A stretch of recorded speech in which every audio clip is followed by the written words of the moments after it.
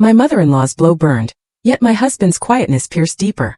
Lily rose and declared, "Mother, you just struck the proprietor." I cleaned the blood from my lip and smirked.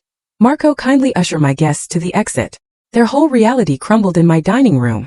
You know that moment when your whole world shatters but instead of breaking you just sharpen?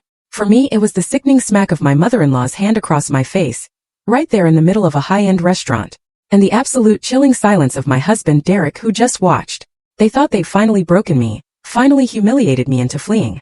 But as I tasted my own blood, a cold crystal-clear calm settled over me. Because they had no idea they were sitting in my restaurant, eating food paid for by a fortune I built him.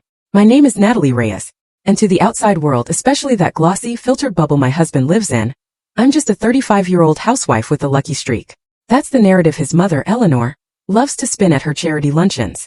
I'm just the supportive wife who somehow stumbled into the orbit of a brilliant, self-made entrepreneur. A woman whose biggest daily decision involves choosing between Pilates or yoga. They see the designer clothes, the quiet demeanor, and they just assume I'm a passenger in Derek's high-speed vehicle of success. But they don't know that I built the engine. They don't know that I poured the fuel. And they certainly didn't know that the very ground they were about to step on that night, it belonged to me. I stood before the full-length mirror in the hallway of our suburban colonial, a house I'd bought through a trust 2 years ago, and adjusted the strap of my emerald silk dress. It was vintage, understated, expensive in a way that didn't scream for attention. That was the difference between me and the Vaughns. They liked money that shouted. I preferred wealth that whispered. My reflection showed a woman who looked calm, maybe a little tired around the eyes, but utterly composed beneath the surface. My mind though? Oh, it was running through balance sheets and profit margins. 7 years ago, I'd sold Brightside Logic, the tech startup I co-founded. It was for a sum that meant I truly never had to work another day in my life. But I wasn't built for leisure. So, quietly, I funneled a significant portion of that capital into creating Reyes Hospitality Group, a holding company protected by layers of anonymity and nominee directors. I owned 6 of the highest-performing restaurants in the city. One of them was the Glass House, and that's exactly where Derek was taking me tonight to celebrate his new deal. "Natalie, are you coming? Mother hates it when we're late." Derek's voice drifted up the stairs, tight with an impatience he was barely masking. "Coming," I replied, my voice steady. I picked up my clutch and checked my phone one last time. There was a text from Eleanor Vaughn, my mother-in-law. It read, "Looking forward to seeing you. We need to have a serious talk about the future tonight." My stomach tightened, not with fear, but with that familiar soul-deep exhaustion. Eleanor was a woman who truly believed the sun rose and set on her son's shoulders. To her, I was just the middle-class girl with a Latina surname who had somehow tricked her golden boy into marriage. She tolerated me because I was presentable, but she never missed an opportunity to remind me of the hierarchy. She critiqued my choice of wine, my shocking lack of knowledge about her specific country club's history, or my past career in computers, which she viewed as blue-collar work performed in an office. She had never outright insulted me in public, preferring the death by 1,000 cuts method of polite condescension. But tonight felt different.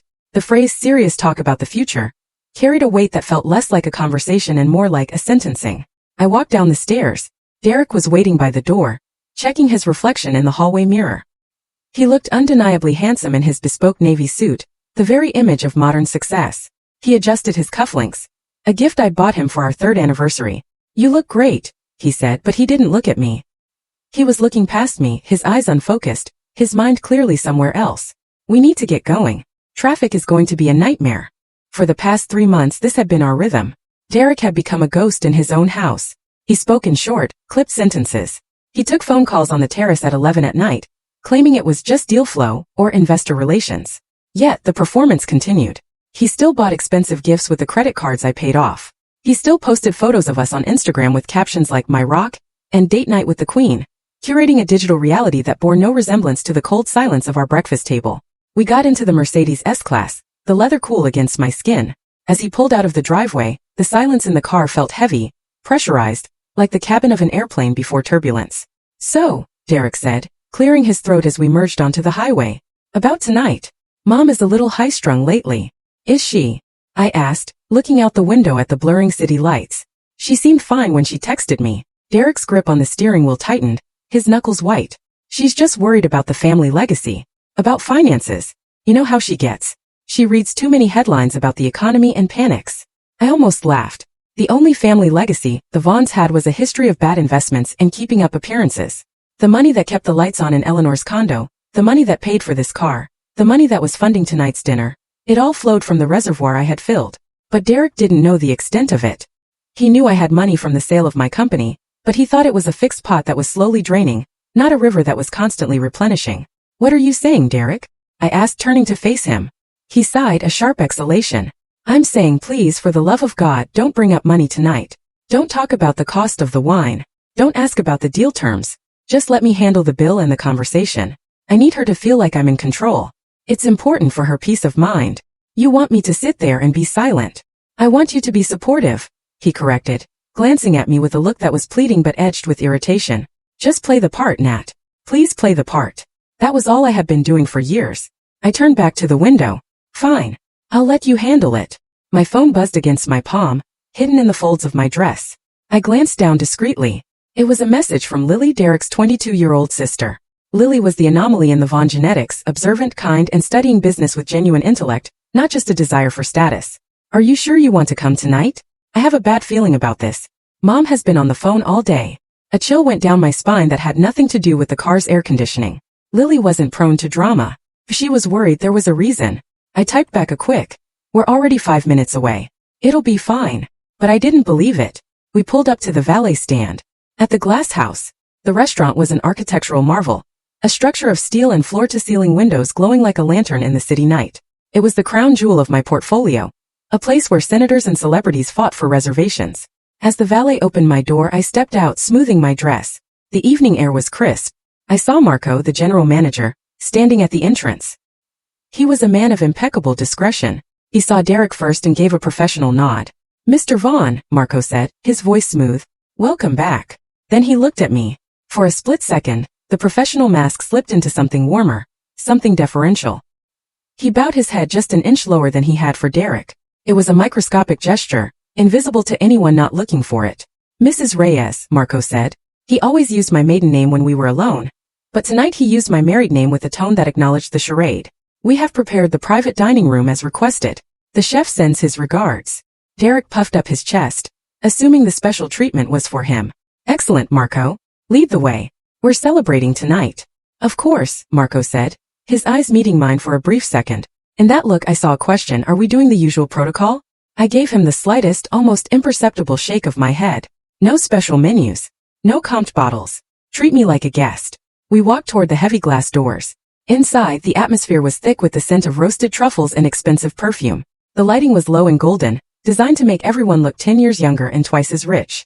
The soft hum of a jazz piano drifted through the air, accompanied by the melodic clinking of crystal and silver. It was a beautiful stage. It was my stage. But as I walked behind my husband, watching him strut toward the private room with the confidence of a man who believed he owned the world, a voice in my head whispered a warning. Lily's text burned in my mind. Derek's nervousness in the car.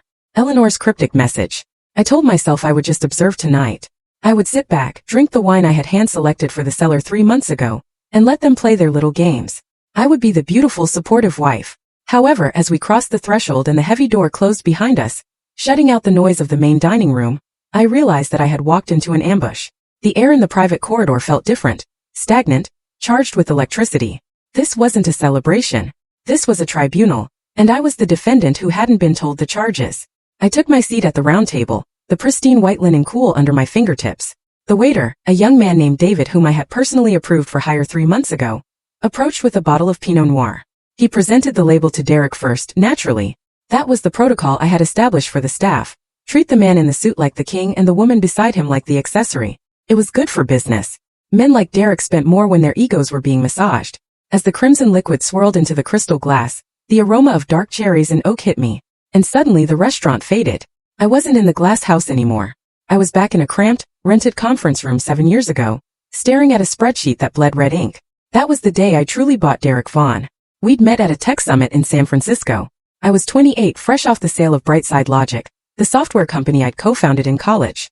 I was sitting on a liquidity event that had put 8 figures into my bank account, but nobody knew my face. I liked it that way. Derek, on the other hand, was standing at a booth for a fitness app that didn't work, wearing a suit he couldn't afford, smiling with a charisma that could power a small city. He had the vision. He had the jawline. He had the ability to walk into a room and make everyone feel like they were the most important person there. What he didn't have was cash flow. I remembered sitting across from him at a coffee shop 3 days after the conference. He was trying to pitch me on investing $50,000. I looked at his finances and saw a disaster. He was 2 months away from bankruptcy. Most investors would have run. I saw an opportunity. I didn't just give him the money, I restructured him. I took his chaotic ledger and turned it into a viable business model. I paid off his high-interest credit cards. I negotiated with his vendors. When his company eventually failed because the product was fundamentally flawed, I didn't let him drown. Instead, I pivoted him. I used my capital to launch his career in venture capital, positioning him as the visionary while I stayed in the shadows, analyzing the risk. The world loves a handsome man who claims to be self-made. They don't write magazine profiles about the woman who edits the pitch deck at 2 a.m. and wires the bridge loan at 4. When I sold the second iteration of our joint ventures, the payout was substantial. We're talking about enough money to buy an island, though we settled for a portfolio of real estate and stocks. That's when I founded Reyes Hospitality Group. I wanted to build something tangible, something that smelled like roasted garlic and fresh linen, not just code on a screen. But I knew the misogyny of the market. A high-end steakhouse chain run by a woman named Natalie Reyes would get scrutinized differently than one run by a dynamic male entrepreneur. So I built walls to hide behind. I set up a complex web of trusts and nominee companies. On paper, Reyes Hospitality Group was owned by a generic entity called Aurora Holdings, based in Delaware. Aurora Holdings was owned by a blind trust, and the beneficiary of that trust was me. Exclusively me. When we opened the glass house, Derek gave the interviews. He stood in front of the cameras, cutting the ribbon, talking about his passion for culinary excellence. I stood 3 feet behind him, holding his jacket while the press called me his lovely wife. I took a sip of the wine. It was a 2018 vintage. Excellent structure. I knew the wholesale cost was $42 a bottle, and we were selling it for $180. The margin was beautiful. I looked across the table at Eleanor. She was beaming at the menu, running her finger over the prices she had no intention of paying. This scene triggered another memory, sharp and bitter as bile. It was 3 years ago, at the launch party for Derek's firm Vaughn Capital. We were in a ballroom in Manhattan. Eleanor had cornered a group of investors, clutching a glass of champagne a little too tightly. "My Derek has always been a provider," she had said, her voice carrying over the music. "He built all of this from nothing. Absolutely nothing. It's a rare thing these days to see a man who stands on his own 2 feet without relying on handouts or inheritance." She had cast a sideways glance at me then. She knew my parents were middle-class school teachers. She assumed my little tech job in my 20s had paid for a nice car and nothing more. She had no idea that the check paying for the ballroom, the champagne in her hand, and the suit on her son's back had been signed by me that very morning. That night, listening to her erase my existence from my own success story, I realized something terrifying. Eleanor wasn't just annoying. She was a liability. And Derek, standing next to her, nodding along to her praise, was complicit. He enjoyed the myth too much. He had started to believe his own press releases. The next morning I called my lawyer Sarah. "I need to restructure the new acquisitions," I told her. Derek hated paperwork. He called it legal mumbo-jumbo. He just wanted to sign the final page and take the photo. So we drafted the operating agreements for the new entities, including the one that leased the land for the glass house. The structure was aggressive. Derek held a 40% equity stake in the management company, which gave him the title of managing partner and a generous salary. But the actual assets, the real estate, the intellectual property, the liquor license were held by my holding company. I controlled the board. I controlled the bank accounts. Controlled the lease. Derek never read the operating agreement. He saw the salary figure, $300,000 a year plus bonuses, and signed with a flourish using the expensive Mont Blanc pen I had bought him. He joked that night over dinner. "Baby, why do we need all these 50-page documents? We're family. What's mine is yours, right?" "Right," I had said, smiling over my salad. "It's just for tax purposes, Derek. You know how the IRS is." He nodded sagely, pretending to understand, and went back to checking his Instagram likes. He didn't know that what's mine is yours did not apply to the equity split. He didn't know that Clause 7.3 of the agreement gave the majority shareholder, me, the right to remove the managing partner for conduct detrimental to the reputation of the business. I looked at Lily, who had just arrived and was sliding into the seat next to me. She looked pale. Lily was the only one who had glimpsed the man behind the curtain. Or rather, the woman. 4 years ago, when she was 18, Lily needed a summer internship for her business degree. Derek was too busy being a visionary to help her, so I brought her into the back office of Reyes Hospitality. I placed her in accounts payable. It was unglamorous work, entering invoices and reconciling checks. One afternoon, I walked in to find her staring at a K-1 tax form. It was a document that listed the distribution of profits for the fiscal year. "Natalie," she had said, her voice trembling slightly, "this says you're the general partner, and Derek is listed as a limited partner with restricted voting rights." I had closed the door to the office, my heart rate spiking for a second before I leveled it out. "Lily, business structures are complicated." "This isn't complicated," she replied, looking at me with wide, intelligent eyes. "This says you own everything. Mom thinks Mom thinks Derek pays for your lifestyle. Your brother works hard, I said, choosing my words carefully. He's the face of the brand. That's a job in itself. But yes, the capital and the risk are mine. Does he know? She asked. He knows what he wants to know, I answered. And Lily, this stays in this room. If this gets out, it undermines Derek's authority with the staff. It hurts the business, and the business pays for your tuition. It was a gentle threat, but a threat nonetheless. Lily nodded slowly. From that day on, her attitude toward me changed. She stopped looking at me with the vague pity Eleanor projected and started looking at me with a mix of awe and fear. She knew I was carrying the weight of the entire Vaughn lifestyle on my shoulders. Back in the present, I picked up the menu. It was heavy bound in leather. I didn't need to open it. I knew the food cost percentage on the sea base was 22%. I knew the truffle risotto was our highest margin item. I knew the chef, Gordon, was currently fighting with his sous chef about the plating of the duck. I think I'll have the lobster thermidor, Eleanor announced, snapping her menu shut. And we should order a bottle of Cabernet, the expensive one, Derek. We're celebrating after all. Of course, Mother, Derek said, his voice tight. He signaled for the sommelier without even asking me. He was performing the role of the patriarch, the provider. I watched him, feeling a strange detachment. It was like watching an actor on a stage where the scenery was about to collapse. He was ordering wine he couldn't afford in a restaurant he didn't own, to impress a mother who despised the woman paying for it all. The irony was suffocating. I had built this life to protect him. I had constructed this golden cage so he could feel like a lion. But somewhere along the way, he had forgotten who held the key. My lawyer's words from our last meeting echoed in my head. Natalie, you don't need to scream to be heard. You don't need to make a scene. You possess the ultimate leverage. You are the bank. When the time comes, you don't need to say a word. You just need to stop signing the checks. Paperwork speaks louder than insults. I looked at the heavy silverware on the table. The knife was sharp. The reflection in the blade distorted my face, making me look monstrous, or perhaps formidable. Natalie, you're being very quiet, Eleanor said, her voice dripping with false concern. I hope you're not overwhelmed by the prices. Derek has this covered.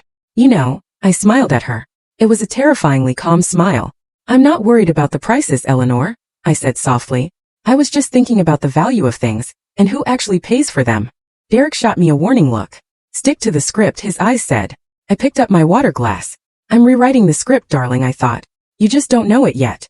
The appetizers had just arrived. A platter of oysters on crushed ice that Eleanor was already critiquing for being too small, when the vibration started.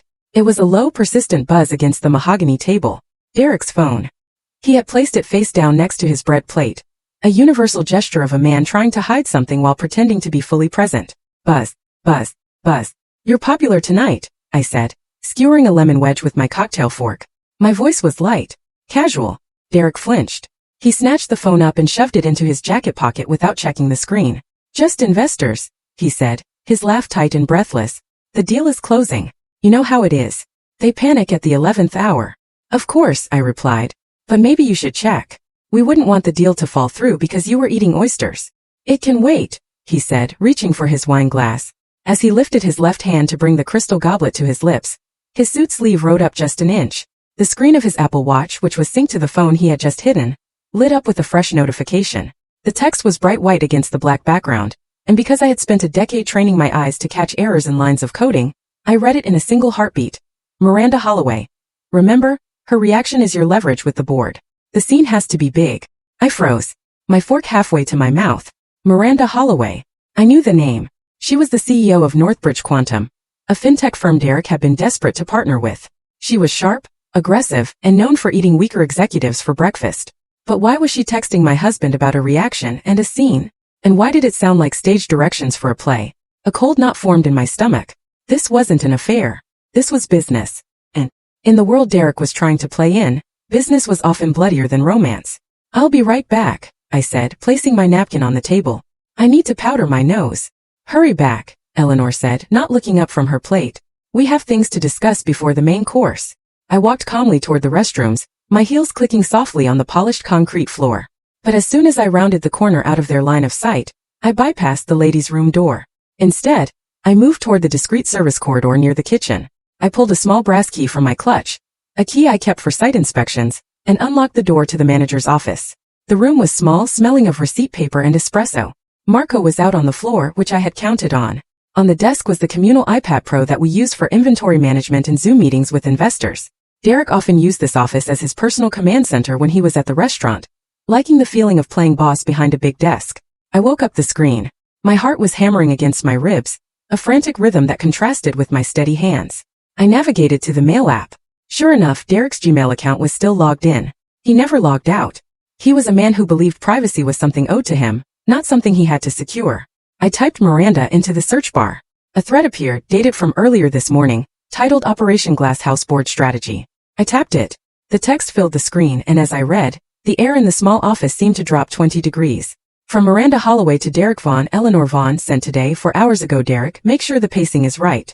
The investors are nervous about the optics of your liquidity. They see your wife as a liability. A housewife with spending power but no strategic value. My board needs to see you cut the cord. A man who cannot control his wife cannot control money. The scene needs to be public. It needs to be visceral. If she cries, if she screams, if she makes a fool of herself in a high-end establishment, we have the narrative we need. She is unstable, emotional, and unfit to be a decision-maker in the family trust. That gives us the grounds to enforce the post-nuptial amendment immediately under the duress clause. I felt bile rise in my throat. They weren't just asking for a divorce. They were engineering a breakdown. They wanted to provoke me into a public display of emotion, so they could paint me as the crazy, spending-addicted wife who needed to be managed. I scrolled down to Eleanor's reply. From Eleanor Vaughn to Miranda Holloway. Derek Vaughn. Don't worry, Miranda. I know exactly which buttons to push. She is weak. She has always been insecure about her background, and the fact that she hasn't given Derek a child yet. I will handle the provocation. You just make sure the lawyers are ready. The girl has nothing to lose really. Her name isn't on any of the family assets. She is just a squatter in Derek's life. Let me handle it. A squatter. The woman who paid for the roof over her head, the surgery for her husband's heart condition last year, and the very device her son was likely texting on right now. A squatter. The audacity was so immense it was almost impressive. At the bottom of the email was a PDF attachment. Vaughn Postnup Amendment Final.pdf. I opened it. It was brutal. It was a document designed to strip me of everything. It claimed that because I had been fully provided for during the marriage by Derek's business success, I would waive all claims to future spousal support and any interest in Vaughn Capital or its subsidiaries. It cited my lack of financial contribution as the justification. I had to grip the edge of the desk to keep from throwing the iPad across the room. If I went back out there and screamed at them, if I flipped the table and threw the wine, if I acted like the betrayed wife they expected, I would be signing my own death warrant. They would have witnesses. They would have video footage. They would use my anger as proof that I was exactly who they said. An emotional liability. Miranda Holloway was smart. She knew that in business the person who loses their temper first loses the deal. She was banking on my Latina temper. Banking on the stereotype of the fiery, scorned woman. I closed the email app. I carefully wiped my fingerprints from the screen, though I doubted Derek would ever think to check for them. I stared at my reflection in the darkened window of the office. My face looked pale but my eyes were dark. Heartstones. Okay. I whispered to the empty room. You want a scene? You want a performance? I opened my clutch and took out my lipstick. It was a deep blood red shade called Vendetta. I applied it slowly, watching my mouth transform into a weapon. They wanted to trap me in a corner. They didn't realize that they were the ones locked in a cage with a tiger. They thought they were the directors of this play, but they had forgotten who owned the theater. I checked my watch. I had been gone for 6 minutes, long enough to pee, not long enough to be suspicious. I smoothed the silk of my dress over my hips. I took a deep breath, inhaling the scent of the expensive leather chair I had paid for 3 years ago. When I walked back out that door, I would not be Natalie the wife. I would not be Natalie the victim. I would be the CEO of Reyes Hospitality Group, conducting a hostile takeover of my own marriage. I unlocked the door and stepped back into the corridor. The sounds of the restaurant rushed back in, the clatter of plates, the hum of conversation, the jazz piano playing a melody that sounded deceptively cheerful. I walked toward the private dining room, my head held high. I could see them through the glass walls. Eleanor was laughing at something, her head thrown back, her pearls shaking. Derek was checking his phone again, looking nervous, sweating slightly under the collar. They were waiting for the show to start. I pushed open the glass door and smiled at them. It was the warmest, deadliest smile I had ever worn. Sorry to keep you waiting, I said, sliding into my seat. I just had to handle a little technical issue. Derek looked at me, searching my face for any sign of distress. He found none. Everything okay? He asked. Perfect, I said, unfolding my napkin. Absolutely perfect. Shall we order the main course? I saw Eleanor exchange a quick, sharp glance with Derek. Get ready, her eyes said. I picked up my wine glass and took a slow sip. Bring it on, I thought. Let's see who breaks first. The private dining room was a cube of acoustically treated glass, suspended slightly above the main floor. It offered a panoramic view of the open kitchen, a theater of stainless steel and controlled fire where 20 chefs moved with military precision. From my seat, I could see the flames licking the bottom of copper pans and the sous chefs plating with tweezers. It was a beautiful, chaotic ballet that usually filled me with pride. Tonight, however, it looked like preparation for war. Eleanor sat across from me, a monument to old-school preservation. She had refused to check her coat, letting the white mink drape over the back of her chair like a royal mantle. The room was climate-controlled to a perfect 72 degrees, but Eleanor wore fur as armor, not for warmth. Her perfume, a heavy floral scent that retailed for $300 an ounce, fought for dominance with the delicate aroma of the truffle oil on the table. Beside her sat Richard, my father-in-law, a man who had spent 40 years fading into the beige wallpaper of his wife's life. He offered me a tight, apologetic smile before retreating behind his wine glass. Lily was to my right, the only one who seemed to belong to the real world. She wore a simple black dress and kept her hands folded in her lap, her eyes darting between her mother and brother with the vigilance of a bomb disposal technician. "The architecture is striking, I suppose," Eleanor said, her voice pitched just loud enough to carry to the waiter refilling her water. She swept her hand around the room, dismissing the award-winning design with a flick of her manicured wrist. "But it feels a bit sterile, don't you think so? It lacks the soul of the places we used to go to in the Upper East Side. Places with history. This feels like new money trying too hard." She looked at me then, a small sharp smile playing on her lips. She was waiting for me to defend the restaurant so she could patronize me. She wanted me to say I liked it so she could explain why my taste was inferior. "It is certainly modern," I replied, my voice neutral. I didn't tell her that the sterile design had won an Architectural Digest award last year. I didn't tell her that the new money feel was exactly what attracted the tech executives who spent $5,000 a night here. Derek clapped his hands together too loudly. "Well, I think it's fantastic. Top tier. Only the best for us tonight." He turned to the waiter. "We'll take the seafood tower, the big one. And for the mains, let's do the Wagyu ribeyes all around. And bring another bottle of that Cabernet. Actually, make it two." He didn't look at the price list. He didn't need to. In his mind, money was a renewable resource that appeared in his bank account by magic. I sat there sipping my water and did the math in my head. The Wagyu had a food cost of 40% because we flew it in fresh. The wine markup was 300%. Derek was trying to look like a king, but every time he ordered, he was essentially transferring money from my left pocket to my right pocket, minus the operational costs. "You're so generous, Derek," Eleanor cooed, reaching over to pat his hand. "Always taking care of everyone. Just like your grandfather." "It's a big night, Mom," Derek said, puffing out his chest. "I want to make sure we celebrate properly." Under the table, Lily's knee bumped against mine. I turned to look at her. "Are you okay?" she whispered, her voice barely audible over the ambient jazz. "I feel like Mom is winding up for something. She has that look." "I'm fine, Lily," I whispered back. "Just hungry." Lily didn't look convinced. She had noticed the tension in Derek's jaw, the way he kept checking his watch, the way Eleanor's eyes glittered with a predatory anticipation. Lily was smart. She sensed the trap, even if she didn't know the dimensions of it. The seafood tower arrived, a spectacle of crushed ice, lobsters, and oysters. It was absurdly large, taking up the center of the table like a fortress. Eleanor picked up a silver fork and poked at an oyster with suspicion. "You know," she began, looking at the shellfish as if it might bite her. "The service here is a bit attentive, isn't it? Bordering on intrusiveness?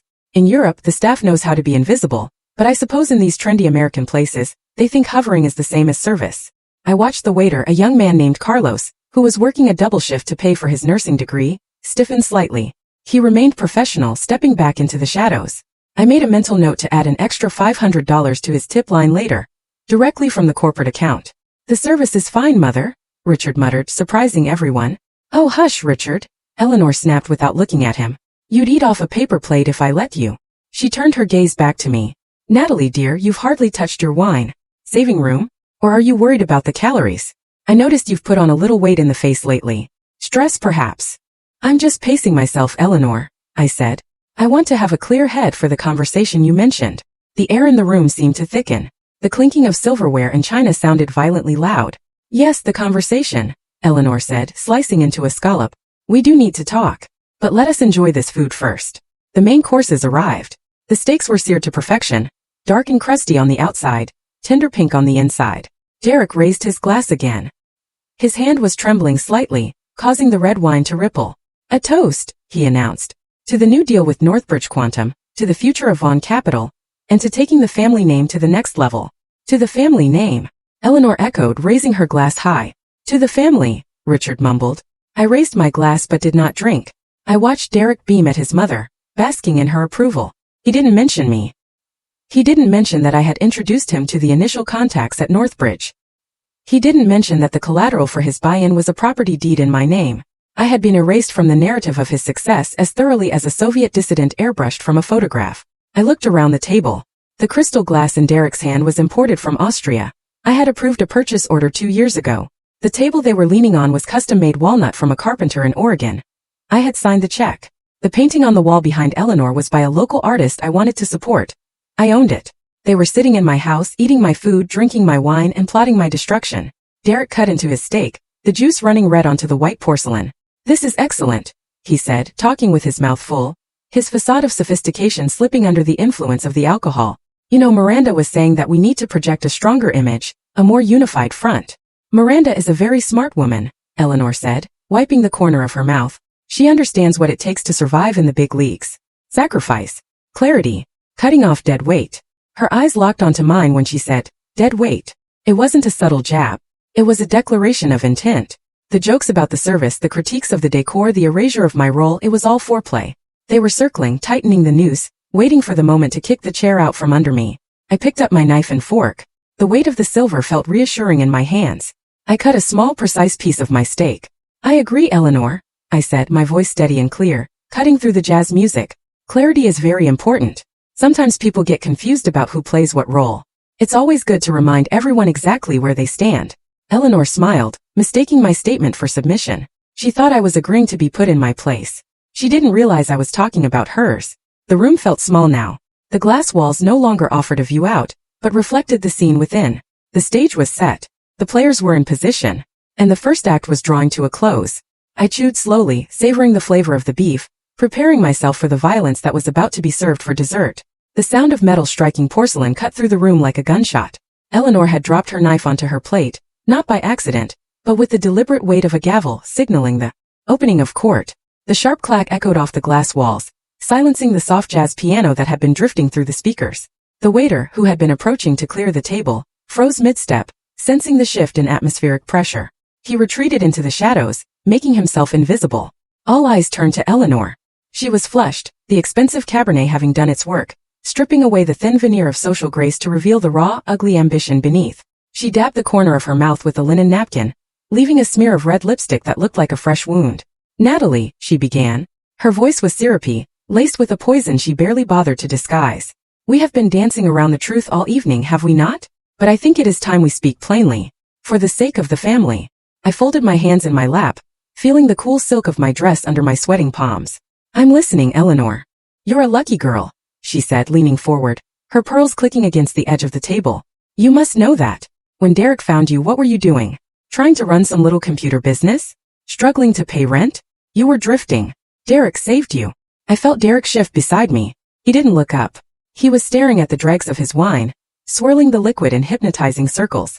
"Derek saved you," Eleanor continued, her voice gaining volume.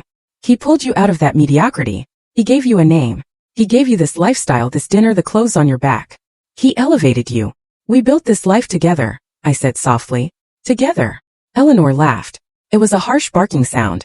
"Oh honey, don't delude yourself. You are the passenger. Derek is the driver. And frankly, the passenger is getting heavy." She took a sip of wine, her eyes narrowing. "And let us be honest about the one job a wife in your position is supposed to have. It's been 7 years, Natalie. 7 years. She gestured vaguely at my stomach. "And nothing. The nursery in that big house is still empty. It's a little embarrassing, isn't it? For a man of Derek's stature to have no legacy." The air left my lungs. I had expected them to come for my money. I had expected them to come for my dignity. I had not expected them to weaponize the miscarriage I had suffered 2 years ago, a grief Derek and I had never spoken of publicly. "That's private, Eleanor," I said, my voice dropping to a whisper. "It is not private when it affects the family line," she snapped. "If you are broken, Natalie, if you cannot give this man a real family, then the very least you can do, the absolute bare minimum, is to know your place. You need to shut your mouth, sit down, and respect the man who pays for your existence." I turned to Derek. I needed him to say something. Anything. I needed him to look at his mother and tell her to stop. "Derek?" I asked. He didn't look at me. Instead, I felt a sharp kick under the table. His polished shoe dug into my shin. It was a warning. "Shut up. Take it. Don't make a scene. Mom is just stressed," Derek mumbled to the tablecloth. "Just listen to her, Nat." Eleanor reached into her designer handbag, a bag that cost $4,000, paid for by the dividends from a company I owned, and pulled out a thick cream envelope. She slid it across the white tablecloth. It stopped right in front of my water glass. "This is for the best," Eleanor said, her tone shifting to a faux business-like rationality. "It's a modification to your marital agreement." Miranda's lawyers looked it over. "It simply states that, given your lack of financial contribution and your failure to produce an heir, you waive any claim to Derek's future earnings or the capital assets. You acknowledge that you have been compensated enough by simply being allowed to live this life." I looked at the envelope. I didn't need to open it. I had already read the PDF in the manager's office. "Sign it," Eleanor commanded. "Sign it now in front of us, so we can all sleep soundly knowing you're not just waiting for a divorce settlement to cash out like a common gold digger." The room was deathly quiet. I could hear the hum of the ventilation system. I could feel Lily's body radiating heat beside me, tense as a coiled spring. I looked up at Eleanor. I kept my face completely smooth. "And if I don't sign it?" I asked. My voice was soft, devoid of the anger she was so desperate to provoke. The question seemed to short-circuit something in Eleanor's brain. She blinked, her face reddening to a deep blotchy crimson. She wasn't used to resistance. She was used to obedience. "If you don't sign it," she sputtered, "then you prove exactly what you are. A leech. A grasping low-class nobody who clawed her way into a family that is leagues above her." She stood up, the chair scraped violently against the floor. "You think you're special?" she hissed, her voice rising to a shout. "You are nothing without my son. You are trash wrapped in expensive silk." I looked her dead in the eye and said firmly and clearly, "No." It happened in slow motion. I saw Eleanor's arm pull back. I saw the flash of her diamond bracelet under the recessed lighting. I saw the look of pure, unadulterated hatred in her eyes. I could have moved. I could have caught her wrist. I had the reflexes. But I didn't. I stayed perfectly still. I let it happen. Smack. The sound was wet and sharp, sickeningly loud in the enclosed glass room. Her palm connected with my left cheekbone with a force that snapped my head to the side. The impact blinded me for a second. A white flash exploded behind my eyelids. My ear rang with a high-pitched whine. I felt the skin of my cheek burn as if it had been touched by a hot iron. I sat there, my head turned to the right, staring at the shocked reflection of myself in the glass wall. The entire restaurant seemed to gasp. Through the glass I saw a waiter drop a tray of drinks. The crash of breaking glass was distant, muffled. Two guests at a nearby table had stood up, their phones raised, capturing the moment the mother of the distinguished Derek Vaughn assaulted his wife. I slowly turned my head back to face them. I tasted copper. My lip was cut. I ran my tongue over the split skin, cataloging the metallic taste of my own blood. Derek shot up from his chair. "Mom!" he yelled. He grabbed Eleanor's shoulders as she swayed, breathing heavily, her hand still raised as if she might strike again. "Mom, stop. That's enough," Derek said. But then he looked at me. He didn't rush to my side. He didn't check if I was hurt. He didn't demand his mother leave. He looked at me with panic in his eyes. And then he said the words that severed the last thin thread of my marriage. "Natalie, please," he said, his voice frantic. "She's just upset. She's protecting the family. Just apologize to her and sign the paper, okay? Don't make this worse than it is." He wanted me to apologize for being slapped. I sat there, the red mark on my cheek glowing like a brand. I didn't cry. There were no tears. The tear ducts felt dry, cauterized by the sheer heat of the betrayal. I looked at Lily. She was standing now, her hands covering her mouth. Her eyes were wide, filled with a horror that was quickly hardening into something else. She looked from her mother, panting like a wild animal, to her brother, cowering in his suit, and then to me, sitting straight-backed, bleeding and silent. In Lily's eyes, I saw the exact moment the illusion shattered. She saw the monster her mother was. She saw the coward her brother was. And she saw me, not as the victim, but as the only person in the room who was still holding the line. I touched my cheek. It throbbed. "Are you done?" I asked. My voice was terrifyingly calm. It didn't sound like my voice. It sounded like the voice of a judge reading a verdict. Eleanor stared at me, her chest heaving. She looked confused by my lack of tears. She had wanted a breakdown. She had wanted me on my knees. Instead, she had just given me the weapon I needed to destroy them all. The piano outside had stopped. The restaurant was watching. The stage was mine. The silence that followed the slap was heavy, suffocating, and absolute. It was the kind of silence that usually follows a car crash, where for a few seconds the world forgets how to breathe. I sat there, the heat in my left cheek pulsing in time with my heartbeat, watching the woman who had just assaulted me try to compose herself as if she had merely dropped a napkin. Then there was a sound. It was the screech of a chair leg dragging against the polished floor. A sharp, grating noise that made everyone flinch. Lily stood up. She moved slowly, with a deliberation I had never seen in her before. Usually, Lily was the shadow of the Vaughn family, the quiet observer who tried to blend into the wallpaper to avoid her mother's criticism. But now she looked tall. She looked formidable. She picked up her linen napkin from her lap, folded it once, and placed it on the table with a soft pat. It was the gesture of someone who was finished, not just with the meal but with the entire charade. Lily, sit down. Eleanor snapped, her voice shrill.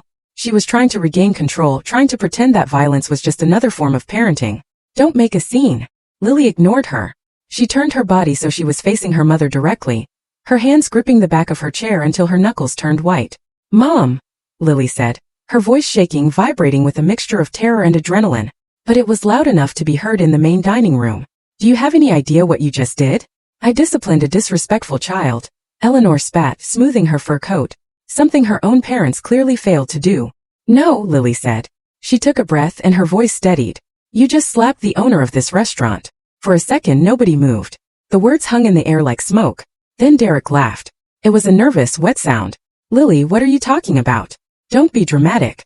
We know Natalie likes to pretend she's involved, but I am not being dramatic, Derek, Lily shouted, cutting him off.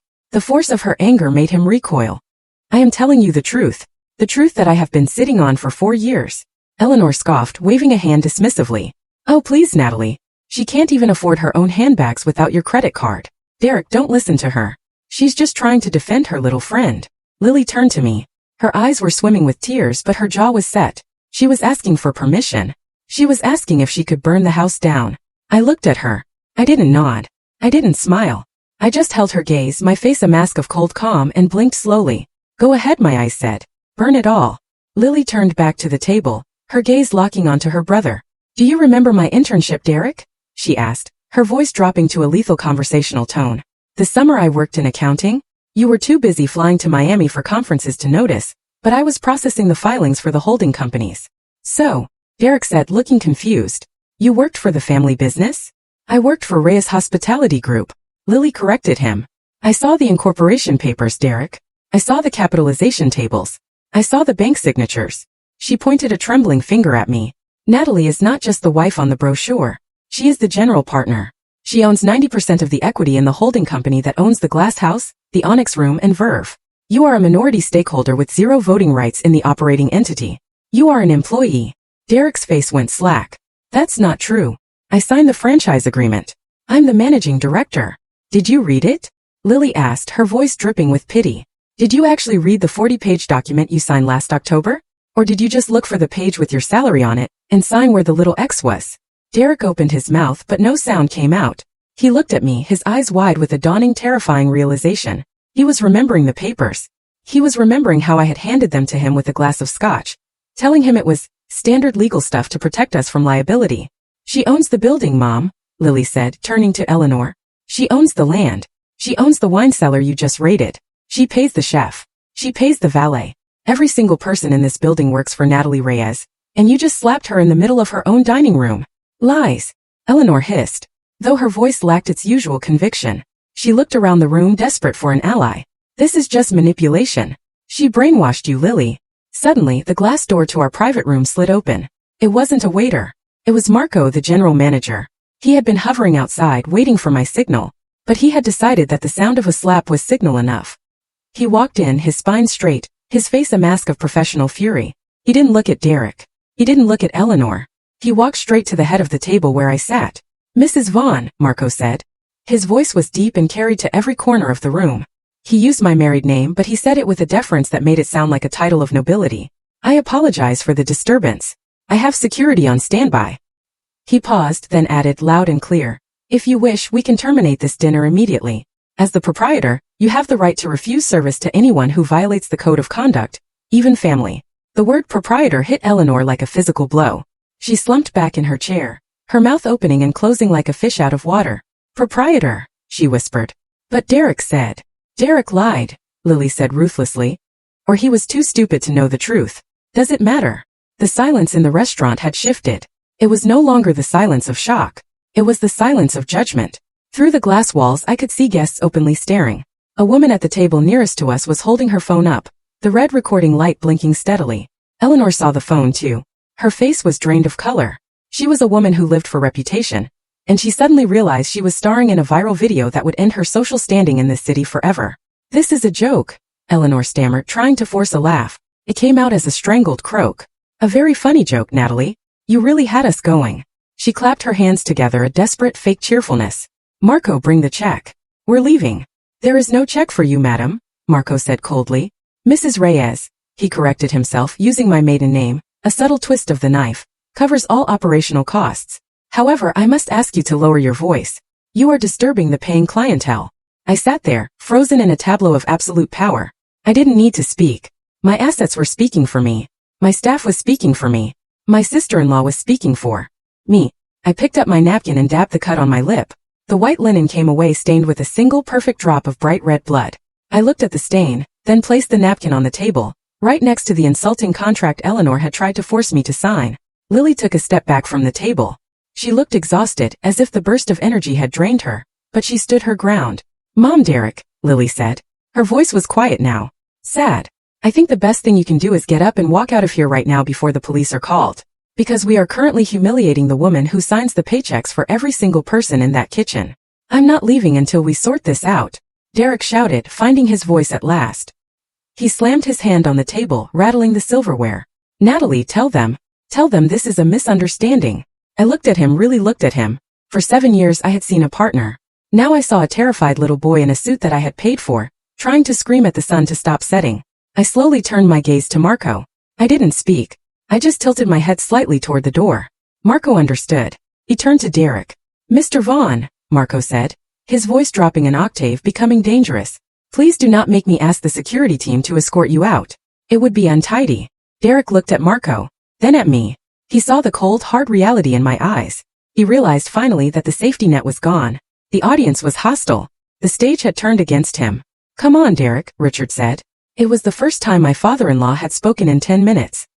He stood up, looking older and grayer than I had ever seen him. He grabbed Eleanor's arm. Get up, Eleanor. We're leaving. But Richard. Eleanor started. Now, Richard said sharply. Eleanor stood up, her legs shaky. She pulled her fur coat tight around her, trying to wrap herself in her fading dignity. She looked at me one last time. There was no apology in her eyes, only fear. Pure, unadulterated fear of the unknown world where she was no longer the queen. They began to shuffle toward the door, a procession of the defeated. Derek lingered for a second, looking back at me, his mouth opening as if to beg or explain or blame. But Lily stepped in front of him, blocking his view of me. Go, Lily whispered. Derek turned and walked out. When the glass door clicked shut behind them, the air in the room seemed to rush back in. I was alone at the table with Lily and Marco. My cheek was throbbing with a dull, heavy ache. My heart was pounding against my ribs like a trapped bird. But my mind was clear. I looked through the glass wall. I watched my husband and his parents walk through the main dining room. I saw heads turn. I saw the whispers ripple through the crowd like wind through a wheat field. I saw the valet waiting outside, ready to bring them the car that was leased in my name. Marco poured a fresh glass of water and placed it gently in front of me. Are you all right, Mrs. Reyes? He asked softly. I took a sip of the water. It was cool and clean, washing away the metallic taste of blood. I'm fine, Marco, I said. My voice was steady. I'm just ready for the next course. Lily sat back down in her chair. She looked at me, her eyes red-rimmed. She reached out and took my hand. Her fingers were cold, but her grip was strong. I'm sorry, she whispered. I'm so sorry I didn't say it sooner. I squeezed her hand. You said it when it mattered, Lily. That's enough. I looked at the empty chairs where my family had sat just moments ago. The space they left behind didn't feel empty. It felt clean. It felt like the ground after a forest fire. Scorched, yes, but cleared of all the dead wood. Ready for something new to grow. The pianist in the main room hesitated, then began to play again. It was a different song this time, something slower, something with a backbone. I touched the contract Eleanor had left behind. I picked it up, tore it in half, and dropped the pieces onto her unfinished plate of lobster. The show was over. The critics had been silenced. Now the real work, the dismantling of Derek Vaughn's life, could truly begin. Derek hesitated at the glass door, his hand hovering over the brushed steel handle. He didn't leave. He couldn't leave. To walk out now was to admit total defeat. And Derek Vaughn was a man who had spent 7 years believing his own mythology. He turned back toward the table, his face contorted in a desperate, pleading mask. Lily, stop talking nonsense, he said, his voice cracking slightly. He looked at me, his eyes wide and wet, trying to summon the charm that had worked on me for nearly a decade. Natalie, honey, don't listen to her. Mom is just overwhelmed. She drank too much wine. You know how she gets. We are going to go home. We are going to order takeout and talk about this like adults. Just us. We're a team. Remember, we. He was still using that word. He was still trying to drape the blanket of our marriage over the wreckage his mother had created. I picked up my phone. It was time to redefine the pronouns in this relationship. I didn't look at him. I looked at the screen. I opened the commercial banking app that managed the finances for Reyes Hospitality Group. I navigated to the corporate credit card tab. There were 3 cards issued to Derek Vaughn, managing partner. The black Amex he used to impress clients, the Visa Infinite he used for travel, the backup MasterCard he kept in his glove compartment. Status active. Monthly limit, $50,000. Current balance, $8,400. I tapped the edit icon. I selected freeze all cards. The app asked for confirmation. Are you sure you want to suspend privileges for this authorized user? I tapped, yes. Status, suspended. Next, I opened my email client. I composed a new message to Sarah, my chief financial officer, who I knew would be checking her phone even at 9 o'clock at night. Subject, urgent. Activation of clause 7.3. I typed rapidly, my thumbs moving with the precision of a pianist. Effective immediately, suspend all signing authority for Derek Vaughn pending an emergency board review. Attached is evidence of conspiracy to defraud a majority shareholder and intent to coerce signatures under duress. I attached the screenshots of the emails between Eleanor, Derek, and Miranda that I had captured in the manager's office. I hit send. The entire process took less than 30 seconds. In half a minute, I had severed the financial arteries that kept Derek's ego alive. Derek was still talking, unaware that he was now professionally dead. I mean, look at this place, he said, gesturing around the room with forced bravado. It's stressful. The lights, the noise. It got to everyone. He snapped his fingers. Marco, he shouted for the manager, his voice loud and arrogant. He wanted to regain control the only way he knew how, by spending money, by being the big man who picks up the check. Marco, bring the bill. I'm paying. I don't want any charity from the house. I pay for my own family. Marco looked at me. I gave him a microscopic nod. Let him try. Marco stepped forward, his face impassive. He held the wireless payment terminal in his hand. The total for the evening is $1,240, Mr. Vaughn. Derek reached into his jacket pocket and pulled out the heavy metal Amex card. He held it between 2 fingers, making sure the light caught the black finish. He inserted it into the chip reader with a flourish, staring at me the entire time as if to say, see, I'm still the provider. The machine thought for a moment. Then it let out a harsh low beep. Declined. Derek frowned. The chip must be dirty. He pulled it out, rubbed it vigorously against his expensive wool suit, and jammed it back in. Processing. Declined. Contact issuer. There's something wrong with your machine. Derek snapped, sweat starting to bead on his forehead. This card has a limit of $200,000. The machine is working perfectly, sir, Marco said. His voice was polite, but it carried to the nearby tables. Fine, Derek muttered. He pulled out his wallet and retrieved the Visa. Try this one. Marco took the card and tapped it against the screen. Beep. Declined. The silence that followed was louder than the slap had been. Derek stared at the little black machine as if it were an alien artifact. He looked at me, and for the first time, the true horror of his situation dawned on him. He realized that the money wasn't just paused. It was gone. The magic trick was over. My cards. Derek whispered. Why are my cards not working? It appears the primary account holder has updated the security settings, Marco said. He said it loudly enough that the couple at the next table stopped eating their dessert to listen. Perhaps you should call your bank. Or ask your wife. Derek turned to me, his face pale. Natalie, what did you do? I protected my assets, I said. My voice was low, devoid of emotion. You said you wanted to take care of things, Derek. I'm just letting you see how far you can get on your own. Eleanor, who had been watching in stunned silence, suddenly gasped. She began digging frantically in her small clutch. I have cash, she stammered. I think I have $300, and Richard has some in his wallet. Richard, give me your wallet. She was terrified. The humiliation of having her son's cards declined in a high society restaurant was a fate worse than death for her. Put your money away, Eleanor, I said. My voice was sharp, cutting through her panic. I have already instructed the finance department to mark this dinner as an internal write-off. I will not have you telling your bridge club that I took your pension money to pay for your meal. I am not taking charity from you, Eleanor hissed, though she stopped digging for her wallet. It's not charity, I replied. It is a severance package. Lily stepped forward. She placed a hand on her mother's arm. Not gently, but with a firm grip. Come on, Lily said. I'll walk you out. Before you embarrass yourselves any further. People are filming you, Mom. Eleanor looked around. She saw the phones raised at the other tables. She shrank inside her fur coat. Lily, I said. Lily stopped and turned to look at me. Her eyes were sad but clear. If you want to stay after you walk them to the car, I'd be happy to take you on a tour of the kitchen. The pastry chef is working on a new souffle, and he loves getting feedback. It was an olive branch. It was an invitation to cross the line, to leave their side and join mine. Lily smiled. It was a small, genuine smile. I'd like that, she said. Give me 2 minutes. Eleanor stiffened. She pulled her arm away from Lily and turned to face me one last time. She tried to summon the haughty matriarch she had been at the start of the evening, but the foundation was cracked. You may own the building, Natalie, Eleanor spat, her voice shaking with impotent rage. You may own the wine and the food, but you will never belong to this family. You will always be an outsider. I looked at her, this woman who had belittled me, used me and slapped me. I looked at Derek, the man who had stood by and let it happen. I just found out that's not such a bad thing, I replied. Eleanor opened her mouth to retort, but Richard put a hand on her shoulder. Let's go, Eleanor, he said quietly. They turned and walked out. The glass door clicked shut behind them. I was alone in the private room with Marco. The air was still.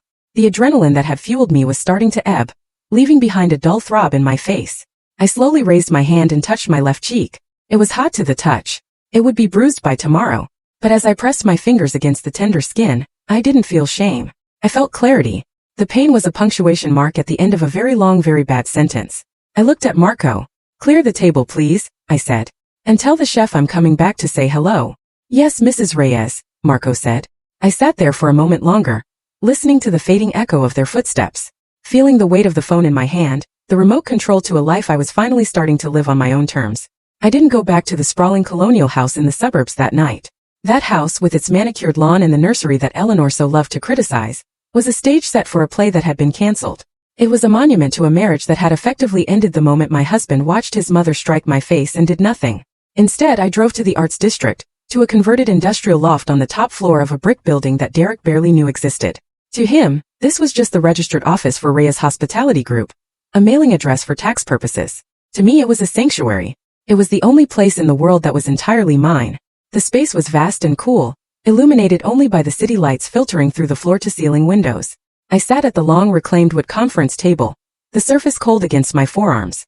Spread out before me was the autopsy of my marriage. It wasn't a collection of love letters or photos. It was a forensic audit. I had spent the last 2 hours organizing the documents into neat, damning piles. To my left was the deed to the house. To my right were the incorporation papers for the holding companies. And in the center, the piece de resistance. A stack of bank statements and credit card transaction logs that my forensic accountant had flagged over the last 6 months. The total amount of misappropriated funds was staggering. $8 million. Derek had siphoned $8 million from the operating accounts of 3 different subsidiaries over the last 2 years. He had labeled them as consulting fees, market research, and business development. But the forensic breakdown told a different story. It told a story of charter jets to Cabo San Lucas, suites at the Ritz in Paris, and diamond jewelry that I certainly never received. Many of these expenses coincided perfectly with the dates of investor meetings he had attended with Miranda Holloway. The digital clock on the wall read 11:45 at night when the buzzer screamed. I knew it was him. I had turned off my phone, so he had likely driven to the only other place he knew I might be. I buzzed him in without asking who it was. I wanted him to see this. I wanted him to see the paper trail of his own destruction. When the elevator doors slid open directly into the loft, Derek looked like a man who had been through a war zone. His tie was undone, hanging loosely around his neck like a noose. His shirt was wrinkled, stained with sweat and wine. His eyes were bloodshot, rimmed with the exhaustion of a man who had spent the last 3 hours arguing with his mother and screaming at bank representatives who refused to talk to him. He stepped into the room looking around the shadowy industrial space as if he had never seen it before. In a way, he hadn't. He had never bothered to visit the engine room of the machine that printed his money. Natalie, he breathed, his voice ragged. He walked toward the table, his hands shaking. You cannot do this. You cannot just lock me out. You're destroying us. Us. He was still clinging to the plural. He was still trying to hide behind the collective noun. There is no us, Derek, I said. My voice was calm, echoing slightly in the large room. There is just a plaintiff and a defendant. Stop talking like a lawyer, he shouted, slamming his hand onto the back of a leather chair. I'm your husband. My mother, she was out of line, I admit that. She was drunk. She's old-fashioned. But you freezing the accounts, humiliating me in front of Marco. That was cruel, Natalie. That was vindictive. Sit down, Derek, I said. I don't want to sit down. Sit down, I repeated, my voice dropping to a register that brooked no argument. Or I will call the police and have you arrested for trespassing. And given the current state of your credit cards, I don't think you can afford bail. He froze. The reality of his powerlessness hit him again. He pulled out the chair and sank into it, looking smaller than I had ever seen him. I picked up the first document, the printout of the email chain between him, Eleanor, and Miranda. I slid it across the table. It stopped inches from his hands. Read it, I said. He looked down. He recognized it immediately. Natalie, this is just talk. Miranda is aggressive. She was just brainstorming strategies to handle the board. I never agreed to. You did not object, I cut in. You discussed the pacing. You discussed the optics. You conspired with a third party to provoke your wife into a mental health crisis, in a public setting to trigger a duress clause in a postnuptial agreement. In legal terms, Derek, that is conspiracy to commit fraud and infliction of emotional distress. It was a test, he pleaded, leaning forward. Miranda said we needed to see if you could handle the pressure of the high-stakes world. If you had just stayed calm. I did stay calm, I reminded him. I am still calm. That is why you are terrified. I picked up the next stack of papers, the bank statements. Let us talk about the $8 million. Derek's face went gray. The color drained out of him so fast I thought he might faint. I can explain that, he stammered. Investments. Seed capital. You know, I've been looking into crypto and... Don't lie to me, Derek, I said softly. I have the receipts. The week in Aspen, the one you said was a tech retreat? The bill for the chalet lists 2 guests, Mr. Derek Vaughn and Miss Miranda Holloway. I slid the paper across the table. And the Cartier bracelet purchased in Miami, I continued, sliding another sheet. The one charged to the Reyes Hospitality Equipment Fund. I checked my jewelry box, Derek. It is not there. He stared at the papers, his mouth opening and closing. There was no spin that could fix this. There was no charm that could smile this away. You are not a self-made millionaire, Derek, I said, leaning back in my chair. You are a poster boy. You are a marketing asset that I created because the business world prefers to write checks to men with square jaws. I built the portfolio. I structured the deals. I wrote the code for the original product. All you did was wear the suit and read the lines I wrote for you. I worked hard, he cried, tears welling in his eyes. I went to the meetings. I shook hands. You spent the money, I corrected. You spent $8 million of company funds on a lifestyle you did not earn.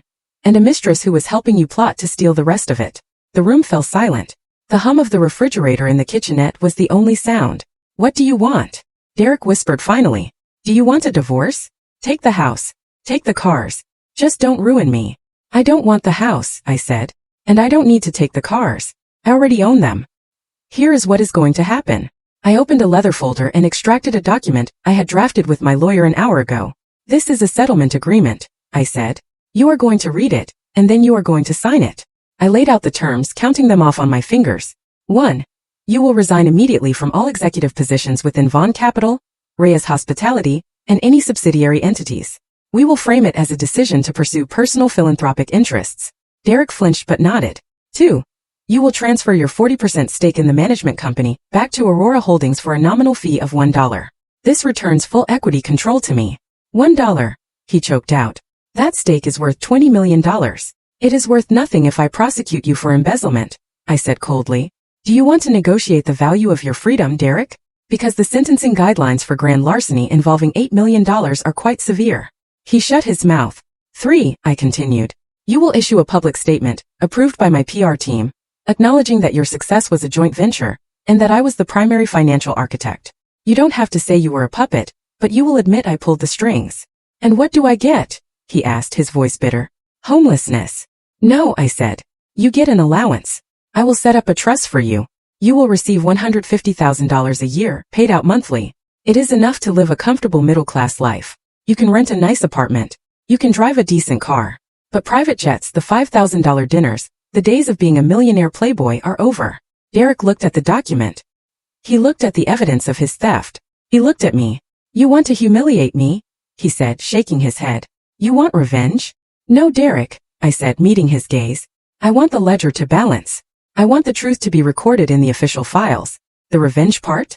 That is what you did to yourself when you let your mother slap me and tried to steal my company. He sat there for a long time. I could see the wheels turning in his head. He was thinking about Miranda. He was thinking about whether she would save him.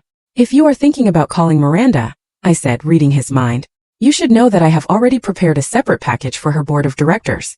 It includes the emails proving she conspired to manipulate a business partner's family for leverage. If you do not sign this document within 48 hours, that package goes to her board and the evidence of your theft goes to the district attorney. Derek slumped. His shoulders collapsed. The fight went out of him like air from a punctured tire. 48 hours, he whispered. 48 hours, I confirmed. Take the papers. Go to a hotel. Do not go back to the house. I have had the locks changed. I will see you at the mediation table. He stood up slowly. He reached out and took the folder. He looked at the stack of bank statements, the proof of his betrayal, and then he looked at me. I loved you, you know. He said. It was a weak, pathetic attempt at a final manipulation. In the beginning, I know, I said. I loved you too. That is why I paid $8 million to learn this lesson. He turned and walked toward the elevator. The doors opened with a soft chime. He stepped inside, and as the metal doors slid shut, cutting him off from my view, I finally let out the breath I had been holding for 7 years. I was alone in the dark loft. I was tired. My cheeks still throbbed. But for the first time in a decade, my net worth was calculated not in dollars but in truth. And I was very, very rich. 3 weeks later, we met in a neutral zone. It was a conference room on the 42nd floor of a law firm that belonged to neither my counsel nor theirs. The room was a study in intimidation, featuring a table made of a single slab of black marble, and a view of the city that reduced the people below to the size of insects. The air conditioner was set to a chilling 68 degrees, but the temperature in the room felt significantly lower. I sat on one side of the table with Sarah, my corporate attorney, and James, my personal counsel. Opposite us sat the crumbling dynasty of the Vaughn family. Eleanor sat in the center, flanked by Derek and Richard. She wore a severe charcoal gray suit that looked like armor, her hair sprayed into a helmet of perfection. She did not look at me.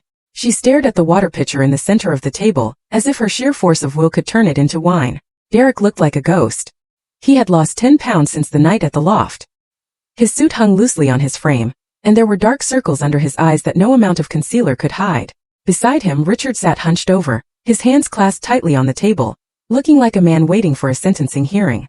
Lily sat at the far end of the table, slightly apart from her family, signaling a physical, emotional separation that Eleanor had clearly noted with disdain. "Let us begin," Sarah said, opening a thick binder. Her voice was crisp, professional, and utterly devoid of pity. "We are here to finalize the separation of assets and the restructuring of the corporate entities, known as Vaughn Capital and Reyes Hospitality Group." Eleanor's lawyer, a man named Mr. Henderson, who charged $600 an hour to look bored, leaned forward. "My client, Mr. Vaughn, asserts that his contributions to the brand equity entitle him to a significant severance package far exceeding the allowance Mrs. Reyes has proposed." "Mr. Vaughn has no leverage," Sarah replied, not even looking up from her notes. "Let us be clear about the ownership structure, as it seems there has been some confusion within the family." She projected a chart onto the screen on the wall. It was a complex web of entities, but the color coding was simple. Everything in blue belonged to me. Everything in red belonged to Derek. The screen was almost entirely blue. "Derek Vaughn holds a minority, non-voting interest in the operating company," Sarah explained, using a laser pointer to circle a tiny sliver of the pie chart.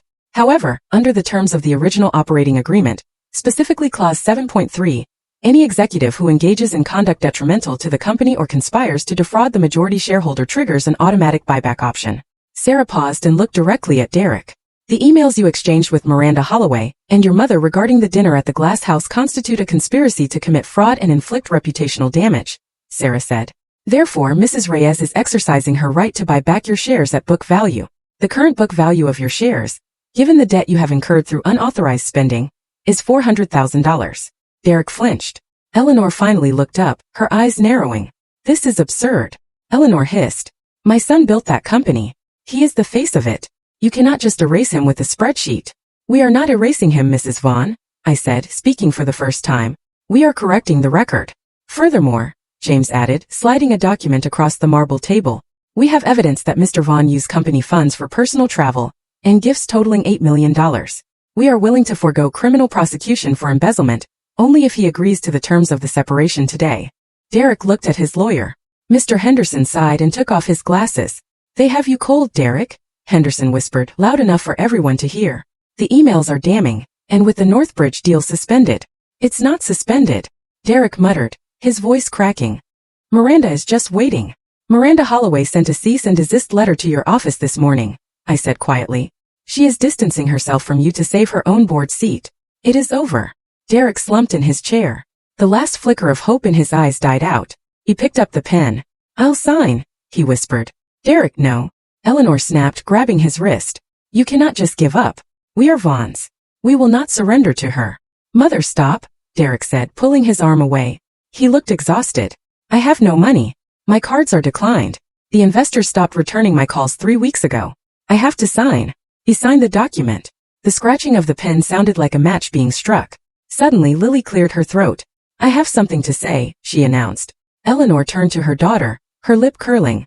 "You have done enough, Lily, bringing this embarrassment upon us." "I am not the one who embarrassed us, Mom," Lily said, her voice shaking slightly but gaining strength with every word. I want to make sure something is entered into the record.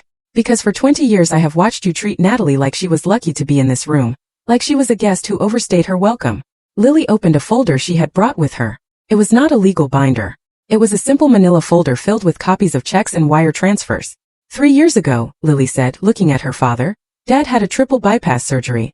The bill was $240,000. Insurance covered 60%. Who paid the rest? Richard looked down at his hands. He did not speak. Derek said he paid it, Lily continued. He told everyone at the club that he took care of it. But here is the check. It is signed by Natalie Reyes. And my tuition, Lily went on. NYU is not cheap. $55,000 a year. Mom, you told me it came from the family trust. There is no family trust, is there? The checks came from the Reyes Hospitality operating account. Natalie paid for my degree. Natalie paid for Dad's heart. Natalie paid for the renovation of your kitchen last summer. Eleanor stared at the papers as if they were radioactive. Her face was pale, her mouth a thin line of fury. She did it to control us. Eleanor spat, grasping for any narrative that kept her as the victim. She used money to buy her way in to make us dependent. She did it because she is family. Lily said, her voice rising. Or she thought she was. She covered for Derek's failures. She covered for your spending. And how did you thank her? You slapped her face in front of 50 people. You are taking her side? Eleanor asked, her voice trembling with a sense of betrayal that felt genuine to her twisted logic. You are choosing her money over your own blood. No, Mom, Lily said firmly. I am choosing the truth. And I am choosing not to close my eyes anymore. You slapped the woman who saved Dad's life. That is not dignity. That is disgraceful. The room fell silent. Eleanor looked at Richard, waiting for him to defend her. Waiting for him to put Lily in her place. But Richard just stared at the check with his signature on the medical release form next to mine. I looked at Eleanor. She was cornered, stripped of her moral high ground, exposed as a charity case in designer clothing. It was time to deliver the final blow. I have one more condition, I said. Sarah slid a single sheet of paper toward Eleanor. What is this? Eleanor asked, looking at it with disdain. It is a non-disclosure and non-disparagement agreement, I explained. And a voluntary restraining order. You want to silence me? Eleanor laughed. A harsh, brittle sound. I have rights. I can tell my story. You can, I agreed. But if you do, I will file a civil suit for assault and battery regarding the incident at the glass house. We have the security footage, Eleanor. It is in 4K resolution. And I will also release the financial records showing exactly who has been supporting the Vaughn lifestyle for the last decade. I leaned forward, locking eyes with her. If you sign this paper, I said, I will not press charges. I will not sue you. I will not release the video to the press. You get to keep your freedom and whatever is left of your reputation. But in exchange, you never speak my name publicly again. You never contact me. And you never set foot in any property owned by Reyes Hospitality Group. Eleanor looked at the paper. Her hands were shaking. To be silenced by the daughter-in-law she despised was a fate worse than poverty for her. I will not sign it, she whispered. Richard, tell her. Richard Vaughn slowly lifted his head. He looked at his wife, then at his son, and finally at me. There was a profound sadness in his eyes, but also a flicker of something new. Respect. Sign it, Eleanor, Richard said. His voice was rough and used. Richard. Eleanor gasped, turning to him. She paid for my heart, Eleanor, Richard said, tapping the paper Lily had put in front of him. She saved my life while I sat there and let you belittle her for 7 years. We have lost. We deserve to lose. Sign the paper so we can go home. But Richard. Eleanor started to protest. Sign it. Richard roared, slamming his hand on the table. It was the first time in my life I had ever seen him raise his voice. And it silenced Eleanor. She flinched as if he had hit her. She looked around the room, realizing she was completely alone. Her son was broken. Her daughter had defected. Her husband had finally found a spine. She picked up the pen. Her hand shook so badly that the signature was barely legible. She shoved the paper toward me and stood up. I hope you are happy, she said, her voice hollow. You have your money. You have your victory. But you are alone. I have been alone in this marriage for a long time, Eleanor, I replied calmly. At least now the room is quiet. The lawyers finalized the documents. The stamps were pressed. The copies were distributed. Derek stood up. He looked at me one last time, opening his mouth as if to say something, perhaps an apology, perhaps a plea, but he saw the look in my eyes and thought better of it. He turned and walked out, a man stripped of his mythology. Richard stood up and nodded to me. I'm sorry, Natalie, he said softly, for everything. Take care of yourself, Richard, I said. He led Eleanor out of the room. She walked stiffly, staring straight ahead. A deposed queen marching into exile. Lily remained. She began packing up her folder. "Are you okay?" she asked me. "I think so," I said. "Are you still coming in on Tuesday? We have a marketing strategy meeting for the new bistro." "I'll be there," Lily said, smiling. "I need the hours since I'm paying for my own apartment now. See you then." Lily left, closing the heavy door behind her. I sat alone in the massive conference room. The silence was absolute. I looked at the stack of signed documents in front of me. I had won. I had protected my assets. I had silenced my abusers. I had reclaimed my life. I expected to feel a rush of triumph, a surge of adrenaline like I had felt in the restaurant. But instead I just felt a vast, echoing emptiness. It was the feeling of a building that had been demolished. The dust was settling. The debris was cleared. And now there was just a gaping hole in the ground where a structure used to stand. I stood up and walked to the window, looking out at the city spread below me like a circuit board. The old structure was gone. The faulty foundation was dug up. The parasites were removed. I pressed my hand against the cold glass. It was terrifying looking at that empty space. But as I watched the traffic moving in the arteries of the city below, I realized that for the first time in my life, I was the architect, the builder, and the owner of whatever came next. And I had a lot of work to do. The glass house looked exactly the same as it had on the night my marriage ended. Yet it felt like a completely different building. The lighting was still that warm, expensive amber. The jazz piano still drifted through the air with a lazy, sophisticated rhythm. But the tension that had once made the air thick enough to choke on was gone, replaced by the genuine hum of people who actually liked each other. I sat at the head of the long table in the private dining room, the same room where Eleanor had slapped me. But tonight the glass walls didn't feel like a cage. They felt like a viewing deck. Around me sat the people who had helped me reclaim my life. To my left was Marco, my general manager, who had stood like a sentinel when my world was collapsing. To my right was Sarah, the lawyer who had turned my grief into a weapon of mass destruction. Across from me sat Chef Gordon, who had prepared a special tasting menu for us. And next to him was Lily. Lily looked different. She was wearing a structured blazer, and her hair was pulled back. She was no longer the terrified little sister. She was the executive assistant to the CEO of Reyes Hospitality Group. She had spent the last 2 weeks organizing my calendar and learning the intricacies of supply chain management, showing an aptitude for business that Derek had never possessed. "To the new chapter," Marco said, raising his glass of vintage champagne. "To the boss," Chef Gordon added with a grin. We clinked glasses. The crystal sang a clear, happy note. As I took a sip, my phone buzzed on the table. It was a notification from the Wall Street Journal Business Alerts. I picked it up and read the headline: Vaughn Capital Restructures. Founder Derek Vaughn steps down, acknowledges strategic guidance of spouse in early success. It was done. Earlier that afternoon, at the district courthouse, Derek had signed the final settlement. It was a document devoid of emotion, but heavy with consequence. He had formally waived any claim to the appreciation of my assets. He had returned the 40% stake in the management company that he had essentially stolen. And most importantly to me, he had signed off on a public statement. It was not a humiliating confession. I had no interest in destroying him publicly just for the sport of it. It was simply a correction of the record. The statement read that while Derek had served as the public face of the company, the founding capital, strategic architecture, and operational oversight had been provided by Natalie Reyes. It was the truth. And reading it in black and white, formatted in the stark font of a major financial publication, I didn't feel a surge of malicious glee. I felt a profound, quiet lightness. It was the feeling of setting down a heavy backpack after a 10-mile hike. "Is it out?" Sarah asked, seeing me look at the phone. "It is out," I nodded. "Good," Sarah said, slicing into her duck confit. "Now maybe his creditors will stop calling my office asking if he's still solvent." I put the phone away. "Let's not talk about him. Tonight is about us." I stood up. The table went quiet. Through the glass walls I could see the staff on the main floor pausing in their work to look up. I had asked Marco to gather everyone for a brief moment before the dinner rush fully kicked in. I walked out of the private room and stood on the small landing that overlooked the main dining area. The kitchen staff, the servers, the busboys, they all looked up. They knew the rumors. They knew about the slap. They knew about the frozen credit cards. But they had never heard from me directly. "Good evening, everyone," I said. My voice was steady, amplified slightly by the acoustics of the room. "I know there has been a lot of drama in this building recently. I know you have seen things that usually happen in soap operas, not in professional establishments." A few of the servers chuckled. "For a long time," I continued, "I stayed in the shadows. I let someone else take the credit for the work we did here because I thought it was what a good wife was supposed to do. I thought protecting his ego was more important than claiming my own reality." I looked at Marco, then at Lily, and finally back at the team. I was wrong. This restaurant, the Glass House, was built on a simple idea. That quality speaks for itself. That truth matters. From now on, this is a place where no one is humiliated just because someone else thinks they are richer or louder or more powerful.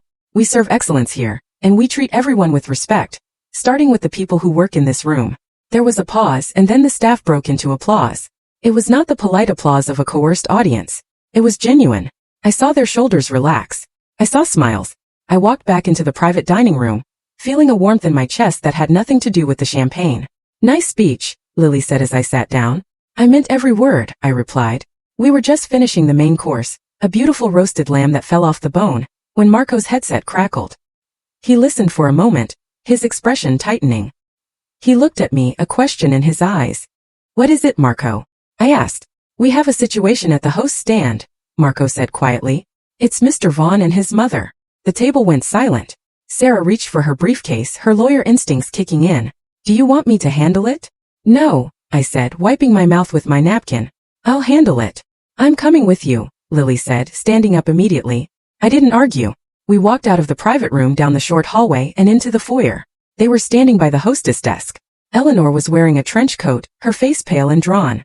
She looked smaller than I remembered, stripped of the bravado that usually armored her.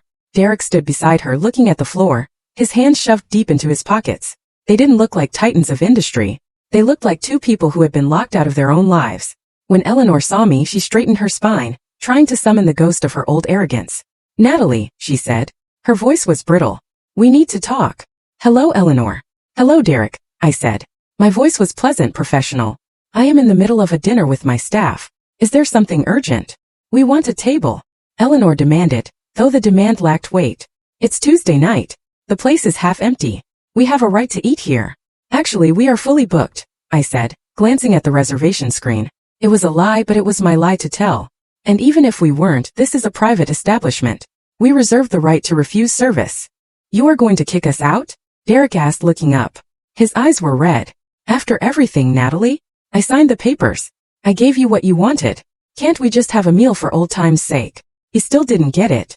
He thought the signing of the papers was a transaction that bought him forgiveness. He did not understand that the currency between us had been devalued to zero. This is not about the papers, Derek, I said. This is about boundaries.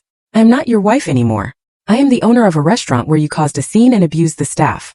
You are a liability. I am your mother-in-law, Eleanor cried out, causing heads to turn in the bar area. I demand to be seated. She took a step forward, trying to push past the hostess stand. Before she could take a second step, a large shadow fell over her.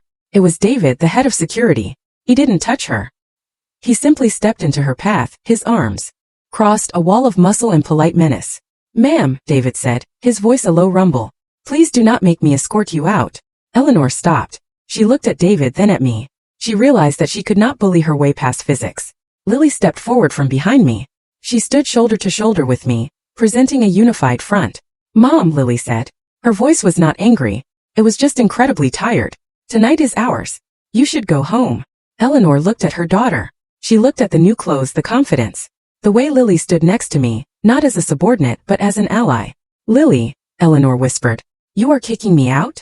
I am asking you kindly to leave, Lily said, echoing the words I had used in my head 1,000 times. Please God, do not make this harder than it needs to be. Derek looked at his sister. He saw the strength in her that he had never possessed. He shook his head, a small bitter laugh escaping his lips. Come on, Mom, Derek said. Let's go. No, Eleanor insisted, her voice rising to a shriek. I will not be dismissed by this. Stop, Eleanor. The voice came from behind them. It was Richard. He had been parking the car or perhaps waiting outside. But now he stood in the doorway. He looked tired, but his eyes were clear. He reached out and took his wife's arm. It is over, Eleanor, Richard said gently. We lost. Let's go home. It was a rare moment of clarity for Richard Vaughn. He did not try to fight. He did not try to negotiate. He simply accepted the reality that his wife refused to see. Eleanor looked at her husband. She looked at the restaurant, the warm lights, the happy diners, the world she was no longer part of. Her shoulders slumped. The fight drained out of her, leaving only a bitter, hollow shell. Fine, she whispered. She turned around. Richard guided her out the door. Derek followed them, casting one last look at me. A look of regret that came 7 years too late. The heavy glass door swung shut, sealing them out in the cold night. I stood there for a moment, listening to the silence they left behind. I looked at the hostess stand, at the reservation book where their names would never appear again. Are you okay? Lily asked, touching my arm. I am fine, I said. And I was. I walked back into the private dining room. The conversation had paused, waiting for the outcome. When I sat down, Marco poured me a fresh glass of wine. I looked at the table. I looked at the spot on the wood where Eleanor's hand had rested right before she slapped me. I reached out and ran my fingers over the grain. It was just wood. It was just a table. The memory was there, but the sting was gone. I had taken the pain and I had turned it into power. I had taken the humiliation, and I had turned it into a business plan. To the future, I said, raising my glass again. To the future, the team echoed. Outside, the city continued to move, indifferent to the dramas of the wealthy. But inside the glass house under the golden lights, everything was exactly as it should be. The traitor was gone, the bully was banished, and the woman who had been slapped was now the one deciding who got to stay for dessert. This was my story. It was a long road to get here, but it was my road. And I have to ask, if you were in my shoes after years of silent sacrifice and a public slap in the face, what would you have done next? How would you have reclaimed your power? I really want to hear your thoughts in the comments below.